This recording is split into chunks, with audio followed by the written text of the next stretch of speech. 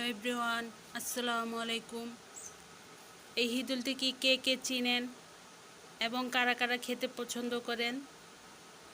তা আমি হিদুল দিয়ে এই শাক দিয়ে কীভাবে রান্না করব তা আপনারা দেখতে থাকুন। এটা হলো মিষ্টি কুমড়া শাক।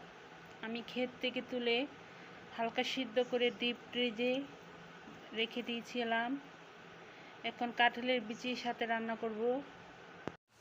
তো এখানে আমি কাঁঠালের বিচিগুলো বেছে নিলাম।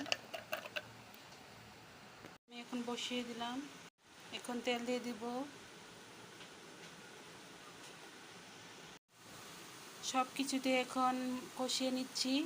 আপনারা অবশ্যই রসুন দিবেন, কারণ রসুন ছাড়া হিদল তরকারি ঘ্রাণ আসে না, তাই আপনারা অবশ্যই রসুন দিবেন। দেখুন কষে আসলে